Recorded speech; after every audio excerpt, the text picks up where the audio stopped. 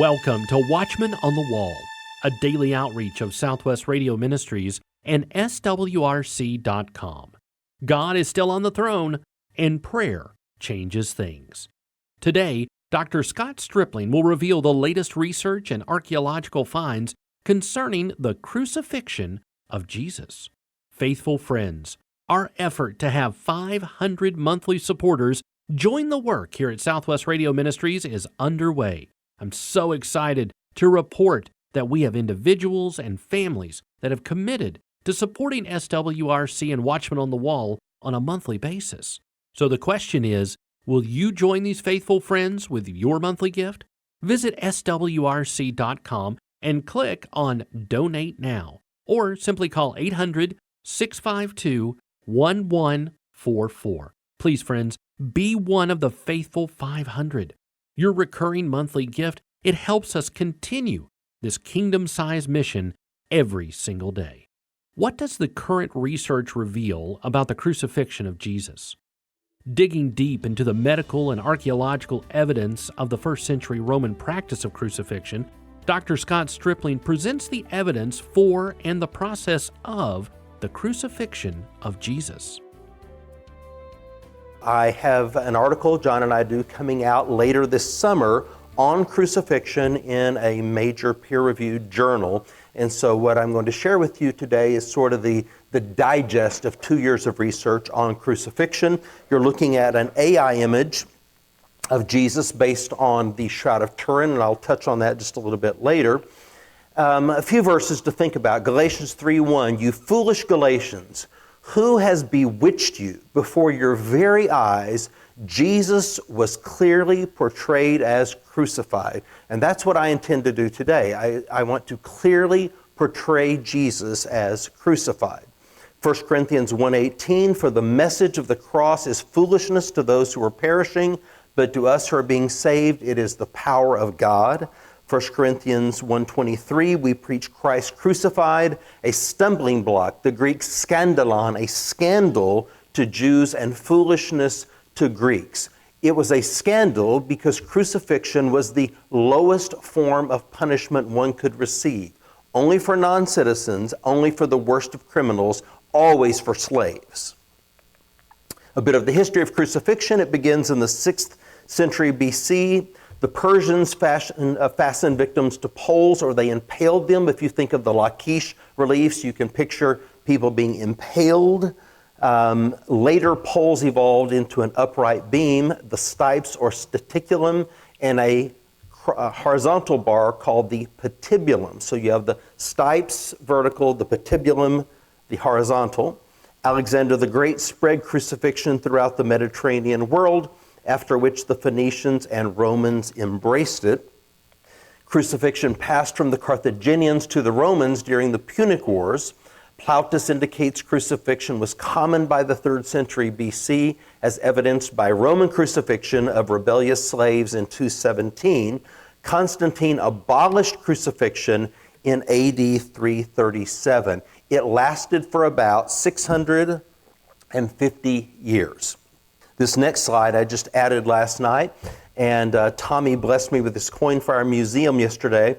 This is the earliest depiction of a cross on a coin. Now this dates to the early 5th century, so around the year 415. This is just about 1 century after Constantine has outlawed Christianity, and all of a sudden now it's being celebrated.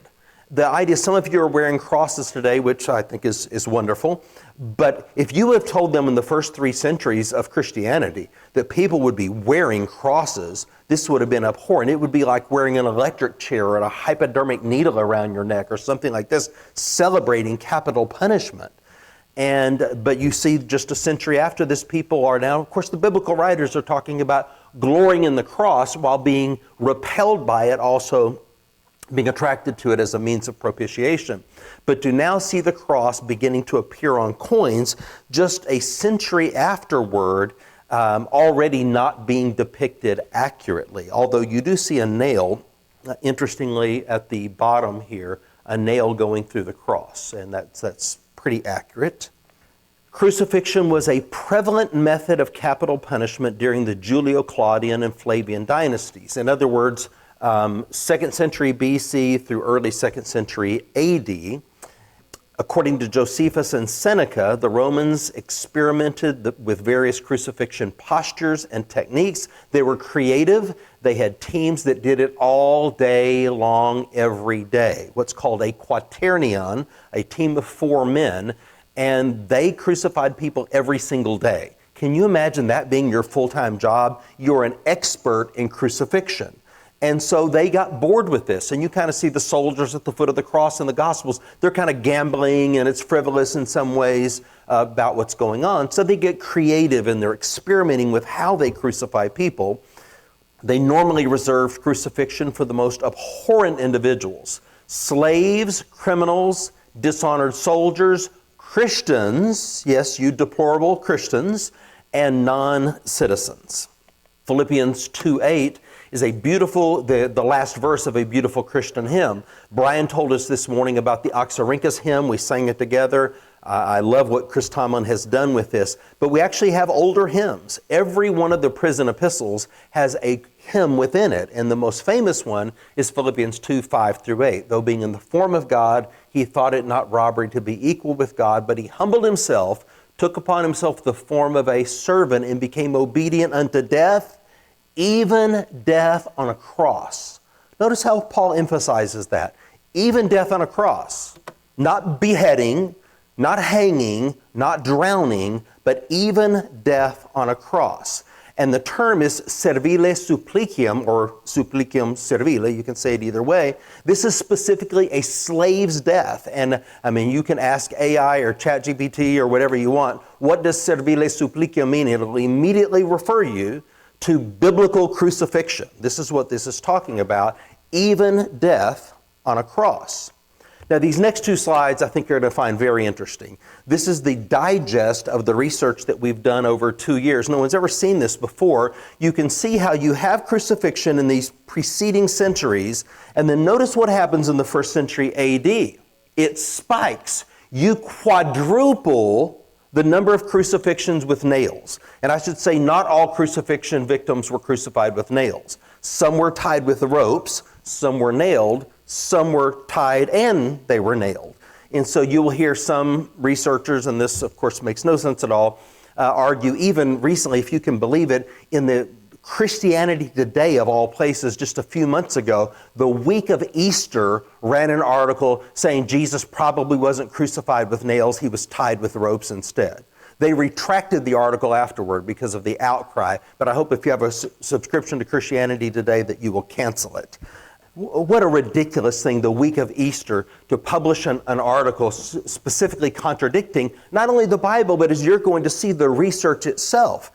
It's true. Some people were tied with ropes and they were not nailed, but many were nailed, and the Bible specifically says that Jesus was. And of the examples, the known examples that we have, because countless thousands were crucified, but of the known examples, you can see that they quadruple in the 1st century AD. So that's our chronological indicator. And then look at the geographical indicator. Within the Roman Empire, there are 30 provinces in the 1st century AD. Judea is one of 30 provinces. So you would expect that about 1/30 of the crucifixion with nails would have occurred in Judea.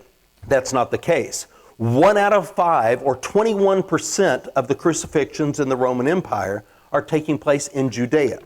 So isn't this interesting? Lay these 2 graphs set one on top of the other. You see chronologically and geographically what Galatians 4:4 is trying to tell us.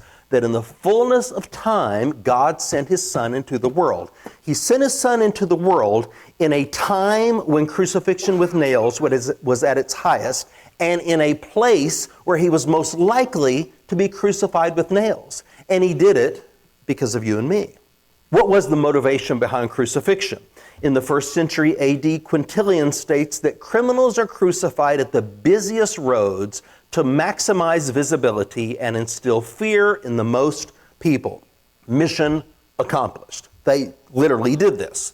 This aligns very nicely with John 19:20, which notes that there were passers-by. It was a public political statement. If you get sideways with Rome, this is what is going to happen to you. There were mass crucifixions. 6,000 gladiators and slaves following the famous Spartacus revolts in the 1st century BC. 6,000? That's the population of a lot of cities. 6,000 people crucified. To have enough wood and nails and ropes and soldiers to pull this off was just incredible.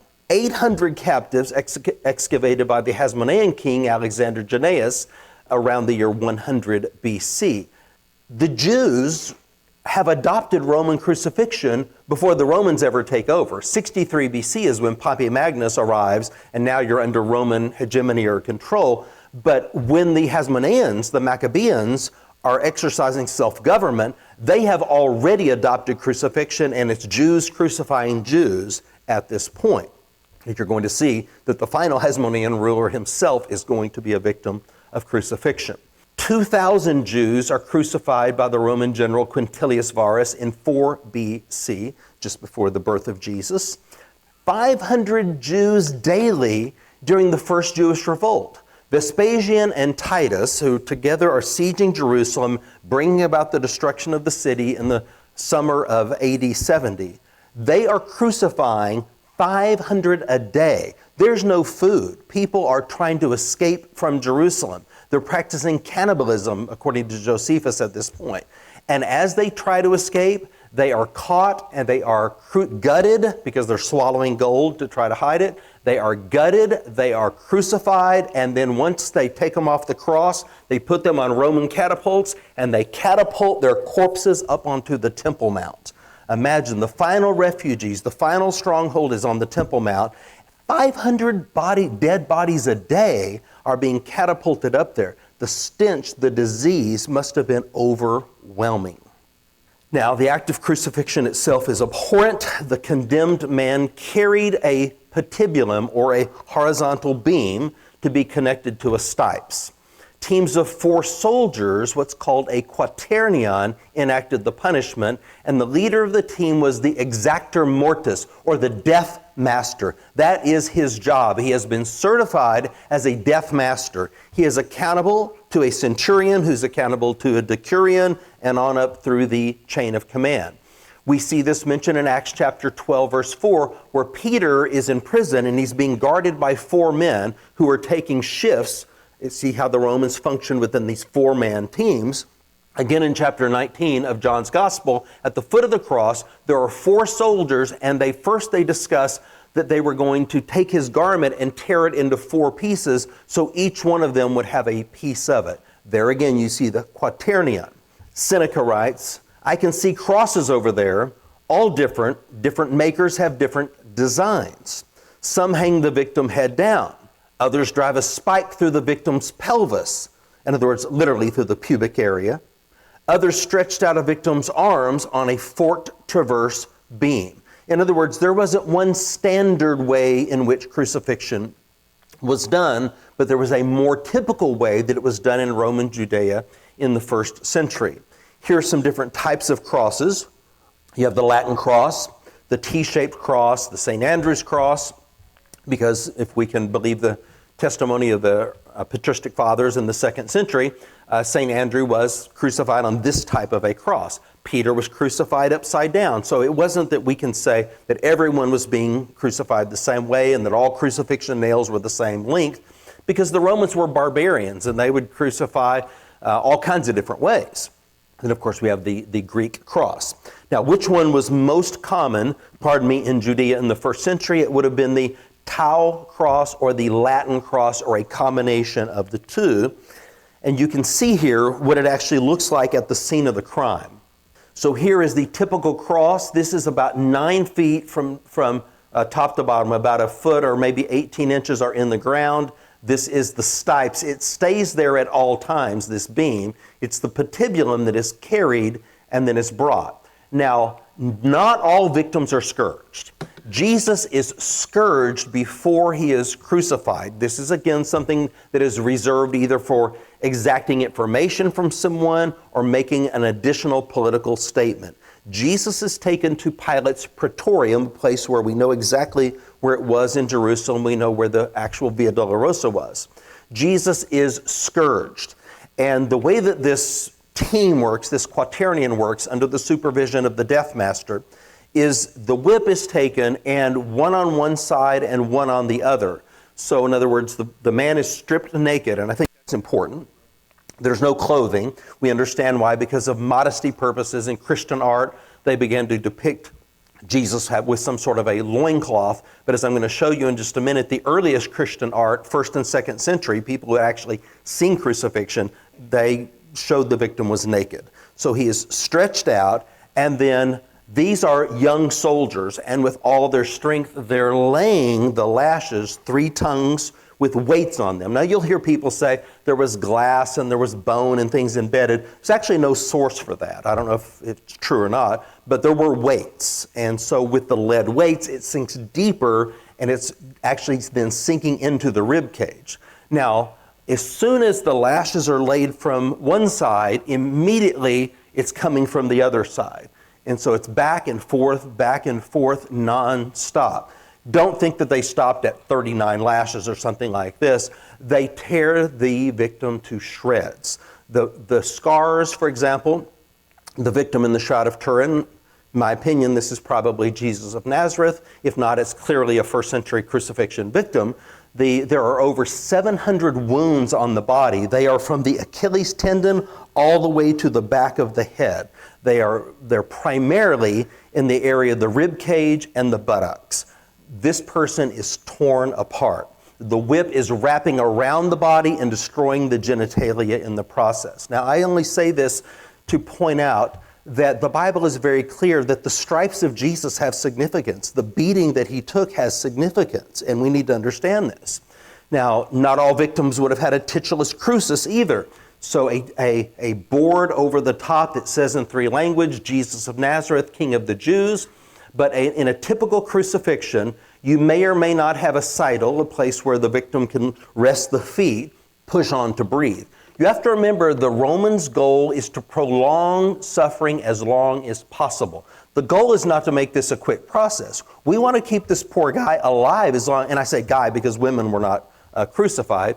We want to keep this guy alive as long as possible, as near death as we can, but alive, suffering in agony, so that no one would want to be in his place. So this is why ropes then are sometimes used. The nails would often rip through the hand. The ropes can help the person breathe. The sidle can help someone breathe as well. Okay, so the crown of thorns. We picture this sort of like a victory crown of thorns, this little wreath around the edge, a crown of thorns. It's more likely a helmet of thorns. The wound marks are all over the scalp, onto the temples, pushing down into the eyes. A helmet of thorns. And of course, the symbol of the curse after the fall of man in the garden was the thorns. The earth began to bring forth thorns after the fall. It is the symbol of the curse. What does Jesus bear on his head on the cross but the symbol of the curse, representing that he is removing the curse from humankind? Based on what I've just told you in the last few minutes, what's wrong with this picture of this person carrying this cross? Number 1, he's got clothes. Number 2, where's all the blood? Where's the 300 lacerations on his body? So again, these images that we get in our minds are almost always not accurate. It was far worse than we have imagined.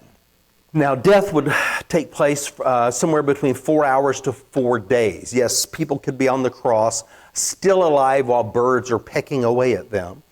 It resulted from a culmination of complex multifactorial pathologies: asphyxiation from weakened chest muscles, blood loss, and dehydration.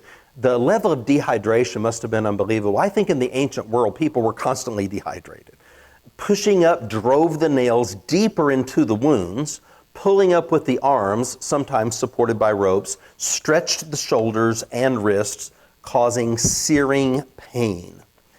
We have 6 nailed crucifixion victims that we can talk about with certainty. Number 1, Antigonus II Mattathias. He is the final Hasmonean or final Jewish ruler before the Romans take over under Pompey in 63 BC. He is crucified and beheaded. crucified and beheaded. He is a political enemy of Herod the Great, and Mark Antony, then that puts him crossways with Mark Antony, who puts out a fatwa on him. And so when they find Antigonus, they behead him and crucify him, and it's not clear in which order this was done. Very, very interestingly, this man's tomb was found in Jerusalem, and I'll show it to you in a moment.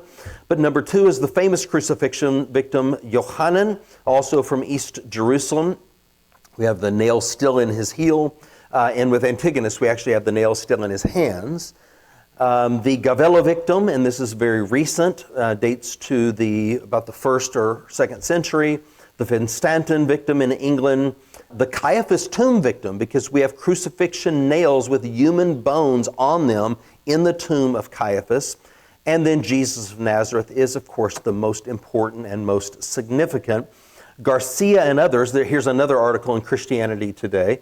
Garcia and other authors mention an archaeologically attested crucifixion victim in Egypt, but they fail to cite a source. So you'll see a lot of references to another victim in Egypt, but nobody ever cites a source, so I'm going to assume that it is apocryphal.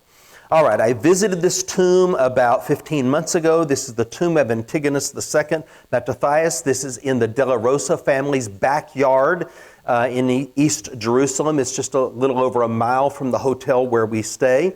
I went, and was anyone with me, Abigail or anyone? 2 or 3 people were with me. I don't remember who all, but I went and I knocked on their door. They answered the door. I introduced myself. You don't know me, but may I go into your backyard and examine the tomb of the final Jewish king, Antigonus II Mattathias? They said yes. They were doing some renovations at the home, and this is what their backyard looks like. So you can see that it shows the ossuary here, and then it has the writing in Hebrew. I don't think there's an English translation there. Underneath this is the actual tomb. Givat HaMiftar is the name of the neighborhood, and when this neighborhood was being built from the late 60s to the early 70s, you had several crucifixion victims with nails still in them discovered in the process. No telling how many others were found by the contractors and weren't reported because this shuts down construction, or how many others simply were not even found. They just built on top of them. So this may have even been an area that was designated for crucifixion victims to be buried. Inside the tomb, you have a victim who is beheaded. The head is over here, the body is over here. Cut marks on the vertebra indicating that it took at least 3 attempts to chop his head off. Now, when you begin to study people who have been beheaded, they almost never get it right the first time. And in the medieval period, the executioners would get drunk before they did it, and sometimes they would miss altogether. And so multiple attempts to finally get the head severed. And then look at these nails with the human bone still adhering to them. Here and here, all of this has been analyzed very carefully. Israel Hershkovitz has these bones. John and I interviewed Israel. We had all the scoop, all the details on this. Very clearly human bone, and it's placed in the hands, not where you might think. Now remember, many times they're using ropes to support the body. The nails are for pain. And so to place the nails in the perfect spot where they're going to cause the most amount of pain is the goal. The nails in Mattathias, it's more than one nail in each hand. And the nails are up here, not down here. Ideally and normally in crucifixion, they're in what's called Destut's place, this spot right here. This is the perfect place to hold a crucifixion nail that's going to support the body. But either in his case, either he had writhed on the cross and the nails had worked their way through and they ended up here, or else this is just where he was nailed, and it was more to pin him to the cross so that he could not writhe, but to again enact the most amount of pain. This is the final Jewish ruler. 2 men on the sides of Jesus, they broke their legs. Crucifixion, this man has his legs broken. We don't know. He could have been one of the people nailed on either side of Jesus, because here you have someone crucified under Pontius Pilate with nails who has his legs broken. And I don't know that anyone's ever suggested that, but there's no reason why he couldn't be one of those people. This is what it looked like with Yehohanan. There was an olive wood plaque from the outside, so you're going from the outside in. It's not 3 rusty nails like the Southern gospel songs say, okay? So Southwest Radio Church is going to have to get some new songs, all right? It's 4 nails that are normally used. I'm saying that jokingly, of course. The nails are going from the outside in, so the beam is between the feet, and the nails are going through both heels from the outside in. So there are at least 2 nails in the feet, and there are at least 2 in the hands. But in the case of Antigonus Mattathias, we have 2 nails in one hand. So who knows how many nails may ultimately be used. And then, of course, there's a nail to pin the titulus crucis as well. So it could have been 5 to 10 nails used in the crucifixion of Jesus. But this plaque, kind of like a washer, pins the heel to the outside of the cross. We have more from Dr. Scott Stripling's presentation from this year's Biblically Grounded Conference coming up on our next program. 2025's Biblically Grounded Archaeology Experience DVD collection is now available. Step back into history and see how archaeology confirms God's Word. This powerful DVD collection captures the live presentations from the 2025 Biblically Grounded Archaeology Experience, a Christ-centered weekend where top Bible scholars, archaeologists, and researchers revealed the latest discoveries that bring Scripture to life. Through engaging presentations and real excavation reports, you'll discover archaeological evidence for the crucifixion, the historicity of Scripture, Jericho and the walls that fell, New Testament discoveries, and life-changing insights from Old Testament sites. We've got much, much more as well, and it's all grounded firmly in the truth of God's Word. Order the complete DVD collection from the Biblically Grounded Conference right now.